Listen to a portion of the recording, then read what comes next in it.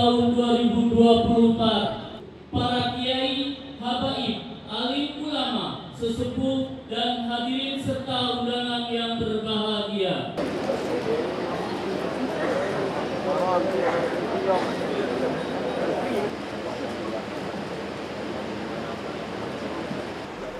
Assalamualaikum warahmatullahi wabarakatuh.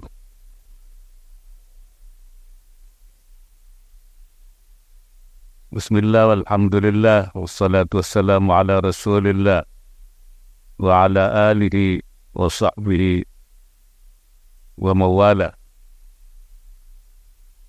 Subhanaka la ilma lana illa ma 'allamtana innaka antal alimul hakim. اللهم ارزقنا المعارف الربانية واللطائف الرحمانية والأسرار الربانية والواردات الإلهية والمواهب الاختصاصية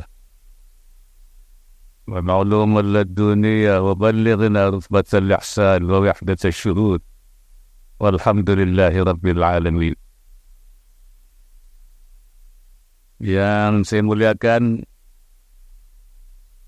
Pejabat Gubernur Banten beserta anggota Forum Koordinasi Pimpinan Daerah Provinsi Banten, pengasuh Pondok Pesantren Syekh Nawawi Al-Bantani serta jajaran pengurus, Al-Mukarram Kiai Haji Muhammad Abdul Rahman Al-Kausar, mubaligh kita yang nanti akan memberikan ceramahnya, Gus Kausar, ini dari pesantren Filosof Kediri, Jawa Timur, Ustaz Haji Muhammad Z.A. yang hari kita tadi sudah membacakan Al-Qurannya, ulama al-kiram, masyayikhana al-afadil, hadirin dan hadirat sekalian.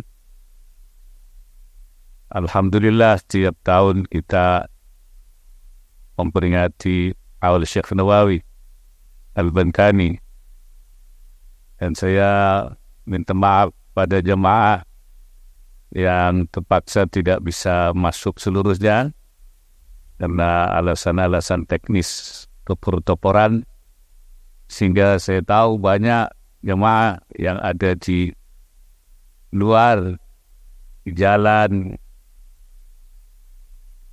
dan tapi kami sudah usahakan supaya di luar-luar itu dipasang layar sehingga banyak masyarakat mengikuti acara ini dari luar, insya Allah. Saya kira kita sudah tahu banyak tiap tahun tentang bagaimana Syekh Nawawi dengan karangan-karangannya yang banyak meliputi berbagai ilmu pengetahuan, ada tafsir, ada hadis, ada fiqh, ada tasawuf, sehingga Syekh Nawawi tidak saja dikenal di Indonesia, tapi juga dikenal di negara-negara lain di luar negeri, terutama di Timur Tengah, hingga seorang Kristen pengarang Kamus Al-Munjid, Louis Maghlub, beliau mengenal betul tentang Syekh Nawawi. Beliau mengatakan Muhammad Nawawi Al-Jawi, Muhammad Nawawi yang orang Jawa itu faqihun syafi'iyyun, seorang ahli fikih bermadzhab Syafi'i, mutasawwifun, juga ahli tasawuf,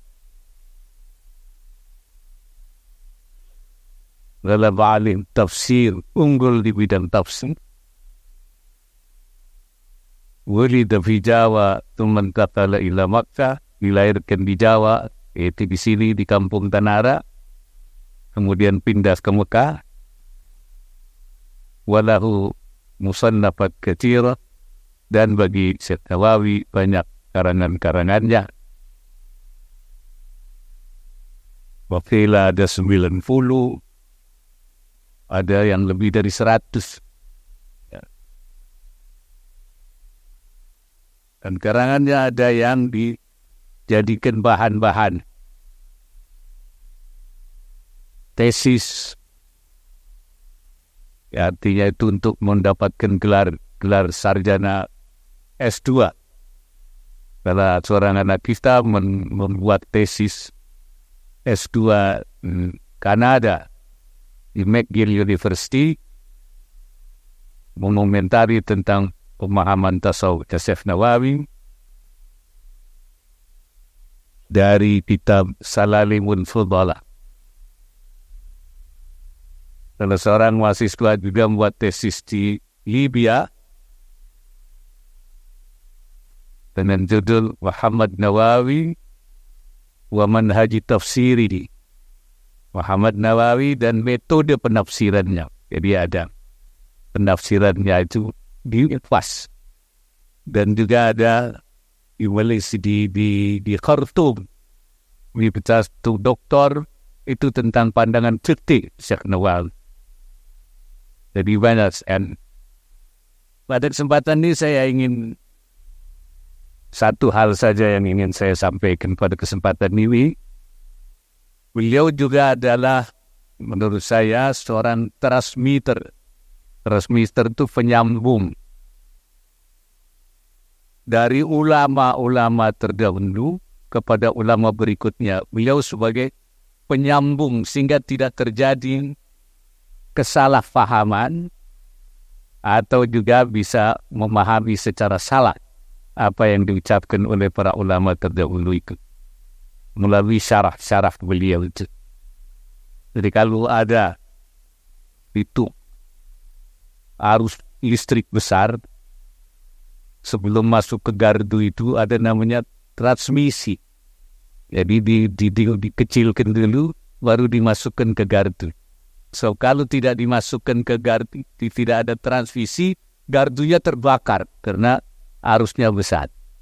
Nah, ini arus ilmu ulama besar dari ulama itu, kalau tidak ditransmisi, itu nanti bisa salah faham. Karena itu banyak orang tidak memahami apa yang disebut oleh para ulama terdahulu, sehingga kadang-kadang menghujat ulama terdahulu karena tidak fahamnya.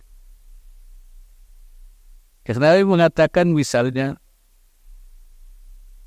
tentang tasawuf, wasufiyati yushiruna bil jabri katsiran. Tasawuf itu mereka banyak memberi isyarat tentang penyerahan diri, al-jabr, menyerah diri kepada. Syekh Nawawi mengatakan walaysa muraduhum al-jabr zahiri. Yang dimaksud bukan penyerahan secara lahir sehingga tidak berbuat apa-apa. Wa innama muraduhum al-jabrul batini. Yang dimaksud oleh para tasawuf itu penyerahan secara batinnya. Ya, sehingga tidak menimbulkan dia menjadi orang jabariyah. Sehingga orang yang tidak bekerja apa-apa kemudian menyerah saja. Dia mengatakan ikhtiaran zahiran, iktiraran batinan. Secara zahir dia ikhtiar, tapi secara batin dia pasrah kepada Allah Subhanahu wa ta'ala. Itu jadi sehingga tidak terjadi salah paham. Beliau menyebutkan as-sabab wa tawakkul la munafata bainahuma. Antara sebab dan tawakal itu tidak saling menegasikan, tidak saling menafikan. Artinya tidak berarti kalau kita melakukan sebab tidak tawakal. Atau kalau kita tidak tawakal kemudian tidak boleh sebab. La munafata bainahuma. Sebab tempatnya lain. Wa mahallul tawakkul fil qalbi. Tempatnya tawakal itu adanya di hati. Wa mahallul jawari'. Wa mahallul sabab fil jawari'. Di dalam anggota. Dan Syekh Nawawi mengatakan walaysa min syarti tawakkuli tarkut tadbir wal amal was sabab. Syarat tawakal itu tidak disyaratkan dalam tawakal itu meniadakan tadbir itu memikirkan, merenungkan, ya. Wal amal juga tidak meninggalkan amal, was sabab dan tidak meninggalkan sabar. Jadi tidak berarti orang tawakal itu tidak melakukan sababiyah. Tidak. Dan beliau menghubungkan peristiwa tentang Sayyidina Umar ketika datang ke Syam. Di Syam terjadi wabak tahun. Kemudian Sayyidina Umar memutuskan untuk tidak jadi masuk. Sehingga Ubaidillah bin Al-Jarrah mengatakan, afirarun min qadarillah, apa kita mau lari dari qadar Allah, kenapa tidak masuk saja? Ya, di situ ada wabak, ada taud. Sayyidina Umar mengatakan, na'am, nafirru in qadarillah ila qadarillah. Kita memang lari dari qadar Allah, tidak masuk ke dalam kota Syam, tetapi ila qadarillah, kepada qadar Allah yang lain. Jadi tidak berarti kita lari. Dan ini Syekh Nawawi. Bahkan ketika beliau menafsirkan ayat Hudhu hizrakum, bersiap-siaplah menghadapi, itu ayat itu terkait dengan perang, supaya kita bersiap menghadapi perang. Tapi Syekh Nawawi mengatakan, wa hadhil ayat tadullu ala wujubil hidri an jami'il madar al-madhununa. Ayat ini juga menunjukkan wajibnya kita bersiap diri, berantisipasi an jami'il madar al-madhununa, terhadap setiap bahaya yang diduga akan datang. Jadi Syekh Nawawi mengkaitkan ayat ini dengan sikap antisipatif. Ya, al-hid an jami'il madar al-madhununa. Wa bihadha at-tariq, kata Syekh Nawawi, kana al-iqdam ala al-ilaj bid-dawa wal-ihtiran 'anil waba wa 'anil jidalil ma'in wajiban. Dan dari dasar pemikiran ini maka berobat, kata Syekh Nawawi, al-iqdam 'ala al-ilaj bid-dawa, itu berobat, wal ihtirazu 'anil waba, dan menghindarkan diri dari wabah penyakit. Jadi kita menghindar diri melalui apa? Supaya kita tidak mendekat, atau kita melalui yang sekarang seperti kemarin COVID itu vaksinasi, itu iftirat, menjaga diri dari wabah, wa'adil jidaril ma'il, dan dari tembok yang miring, menghindari dari tembok yang miring, berobat, menghindar dari wabah, wajiban, wajib. Karena dianggapnya ini bahaya yang diduga akan datang. Jadi setiap ada bahaya, maka kita pun harus menghindar. Wajib menghindari. Berobat wajib, menghindar dari wabah. Ihtiraz anil wabah wajib. Itu pandangan-pandangan Syekh Nawawi yang menurut saya menyambungkan pandangan-pandangan.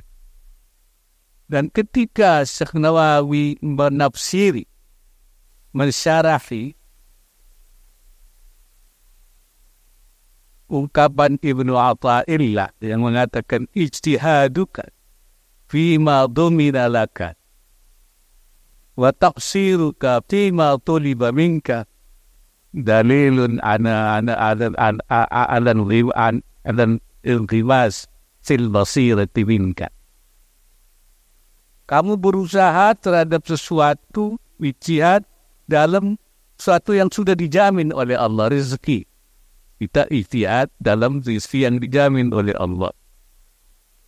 Tapi lalai terhadap apa yang diminta oleh Allah, ibadah. Kita dituntut oleh Allah. Maka itu menunjukkan bahwa basirah, mata hati kamu adalah buta. Ya. Hilangnya mata hatinya. Jadi orang yang dia bersungguh-sungguh dalam soal yang mencari rezeki yang sudah dijamin oleh Allah, tapi dia lalai terhadap apa yang dituntut oleh Allah, itu menunjukkan bahwa mata hatinya sudah buta, sudah hilang. Nah, kalau tidak diberi pengertian ini, sepertinya kita tidak boleh berusaha untuk mencari rezeki. Syekh Nawawi mengatakan al-mazmum ijtima'ul ijtihad fi ma dumina wa taqsir fi ma tuiba. Yang dicela itu adalah kumpulnya dua hal itu. Di satu sisi dia terhadap rezeki dia mencari ijtihad fi ma dumina, tapi terhadap yang dituntut oleh Allah ibadah dia lalai. Wa taqsir fi waktuhiba. Kalau dua ini ada, itu yang menurut saya omongannya Ibnu Athaillah. Wa ammal ijtihad fi talabir rizqi ma'a qiyami huquqillahi ta'ala min ghairi taqsirin falaysa dalilan ala ummi ainil qalbi bal huwal jihadun akbar. Adapun mencari rezeki, berusaha dengan tetap menjaga hak-hak Allah ma'a qiyami huquqillahi ta'ala min ghairi taksirin, dan tidak ada taksir, artinya menyia-nyiakan, mengabaikan, maka itu bukan dalil daripada matinya mata hati. Bukan mata hati kalau dia mencari rezeki, tapi hak-hak Allahnya, kewajibannya dilaksanakan. Bal huwal jihadun akbar, bahkan itu jihad akbar, jihad besar yang menurut Syekh Nawawi. Jadi ini sehingga tidak terjadi kesalahpahaman, ya, dari mana yang dimaksud. Begitu juga Syekh Nawawi ketika memberikan penjelasan tentang dua hadis yang sering pertama itu man ahabba dunyahu adarra bi akhiratihi. Siapa yang mencintai dunianya, akhiratnya bahaya. Bahaya akhirat. Wa hubbud dunya ra'su kulli khati'atin. Ini masyhur di pesantren. Cinta dunia sumber kesalahan. Nah, bagaimana terhadap dua hadis ini? Sepertinya kita tidak boleh mendekati dunia. Nah, di sini Syekh Nawawi mengatakan wa amma haditsu man ahabba dunyahu adarra bi akhiratihi wa qaulul Hasanil Basri mursalat, dan omongannya Imam Hasan al-Basri merupakan hadis mursal, hubbud dunya ra'su kulli khati'atin. Dua hal ini, kata Syekh Nawawi, wal muradu al-hubbu alladhi yahmilu ala irtikabi nahyin wa tadyi'i amrin. Yang dimaksud di sini hubnya itu, cintanya itu, cinta yang membawa kepada irtikabi nahyin, menyebabkan melakukan hal-hal yang dilarang. Karena kecintaannya kepada dunia, akhirnya yang dilarang dilanggar. Misalnya dia melakukan riba, melakukan penipuan dan sebagainya, ya, atau dia sampai melanggar, meninggalkan ibadah dan sebagainya. Au tadyi amrin, atau menyia-nyiakan perintah. Jadi cinta kepada dunia sampai meninggalkan perintah, sampai melanggar larangan, itu yang dimaksud dengan adarra bi akhiratihi, bahaya akhiratnya, atau juga ra'su kulli khati'atin merupakan sumber segala kesalahan. Wa ammal mutlaqul hub wa amma mutlaqul hub bahwa minal amri jibili. Kalau cinta biasa saja, mutlak, normal, proporsional, itu manusia, watak manusia. Itu manusia. Orang cinta itu lihat, memang itu artinya manusiawi. Sepanjang tidak berlebihan, tidak sampai melakukan apa yang dilarang oleh Allah. Jadi tidak berarti kita tidak boleh. Karena yang tidak boleh itu, ya, harta itu sampai kita lalai. La tuhlikum, la tulhikum abwalukum. Jangan kamu melalaikan hartamu. Itu bukan kita tidak boleh bersibuk urusan harta, tapi jangan melalaikan. Wala tuhlikukum, dan jangan merusak kamu. Wala tunsikum, dan kamu membuat lupa. Ini yang dilarang. Jadi apa-apa yang dijelaskan oleh para ulama terdahulu itu disambung oleh Syekh Nawawi sehingga tidak terjadi semacam kesalahpahaman di dalam memahaminya secara benar. Saya kira, jadi saya menganggap salah satu yang dilakukan oleh Syekh Nawawi selain banyak hal yang lain, beliau adalah transmitter, seorang yang membawa pengertian, pemahaman, penyambung daripada ulama-ulama terdahulu. Karena itu beliau banyak mengarang syarah. Ini salah satu yang mungkin saya sampaikan.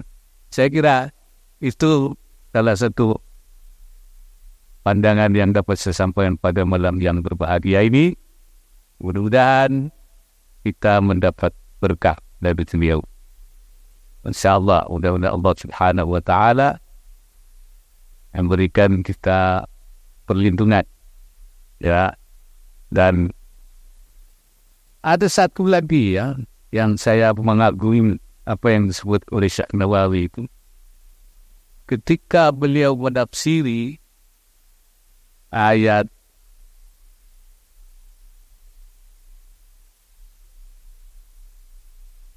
wa ma kana rabbuka liyuhlikal qura bidhulmin wa ahluha muslihun.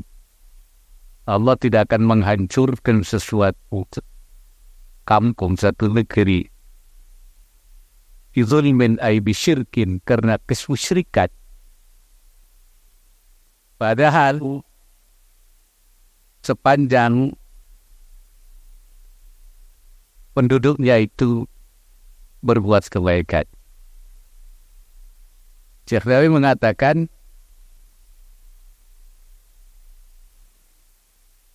la yuhliku rabbuka ahlal qura bimujarradi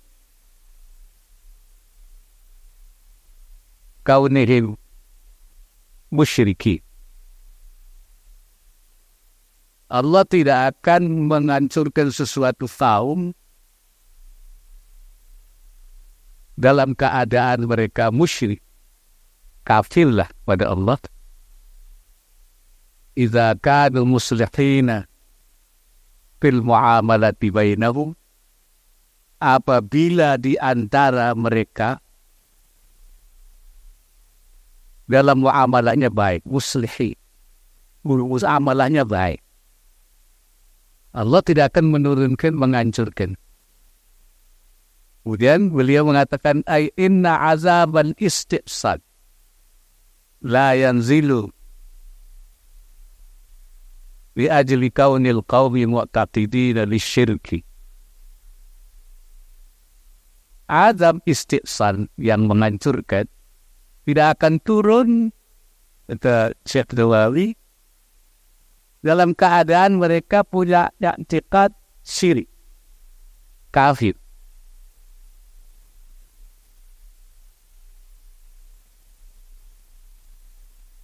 Wa innama yanzilu zalika idza asa'u fil muamalah.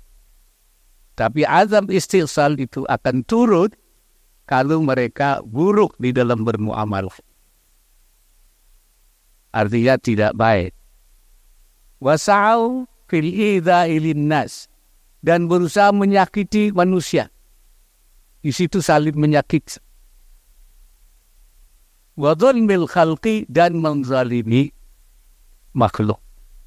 Jadi kalau menzalimi makhluknya, di situ ada manusia yang disakiti, makhluk dizalimi, buluk dalam muamalat, itu azabun istiqsal, itu turun. Walaupun dia, tapi kalau tidak, walaupun musyrik, tidak turun. Kenapa itu begitu?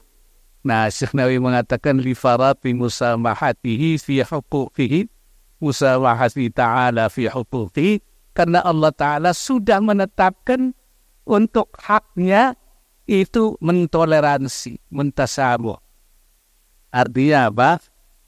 Itu Syekh Nawawi, kalau hak Allah yang dilanggar, huququllah, Allah toleransi, tidak langsung disiksa di dunia, tapi ditunda di akhirat.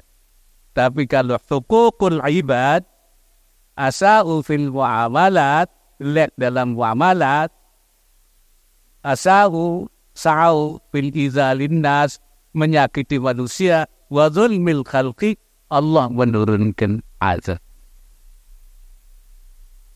Jadi oleh karena itu, ini Syekh Nawawi mengatakan, wa lidzalika tuqaddamu huququl ibad ala huquqillahi inda tazahumil huquq.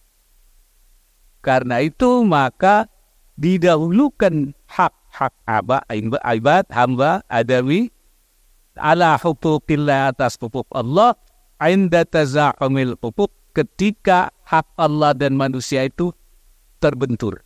Kali ada mana yang didahulukan, hak Allah apa hak manusia, ketika terjadi berbenturan, kata Syekh Nawawi, tuqaddamu huququl ibad, yang didahulukan adalah hak hambanya. Ini karena Allah mentasabuh, haknya itu sudah bifarati musamahatihi ta'ala fi huquqihi. Ini saya kira hal-hal yang menurut saya luar biasa, yang ini menurut saya ini menyangkut soal penghormatan kepada hak asasi manusia. Jadi kalau orang sekarang bicara hak asasi manusia, Syekh Nawawi sudah lebih dari 100 tahun yang lalu sudah mengatakan, bahkan mengatakan bahwa tuqaddamu huququl ibad ala huquqillahi inda tazahumil huquq. Hak hamba didahulukan dari hak Allah apabila terjadi benturan. Jadi makanya kalau musim COVID atau bahaya atau ada apa namanya itu badai apa itu, orang tidak perlu salat di masjid berjamaah, salat fi rihalikum, di rumah kamu sama-sama. Kenapa? Karena huququl ibad, menjaga dirinya itu lebih didahulukan daripada hak Allah Subhanahu wa ta'ala. Barangkali itu yang dapat saya sampaikan. Mudah-mudahan ada manfaatnya dan ada nilainya. Dan ternyata pandangan-pandangan Syekh Nawawi kalau digali banyak sekali ya yang bisa menjadi bahan-bahan kita, bukan saja masa lalu tapi juga masa sekarang, bahkan masa depan. InsyaAllah pandangan-pandangannya masih sangat relevan. Aqulu qawli hadza wa astaghfirullahal azim. Hadanallah ila aqwamit thariq, wallahu muwaffiq ila aqwamit thariq.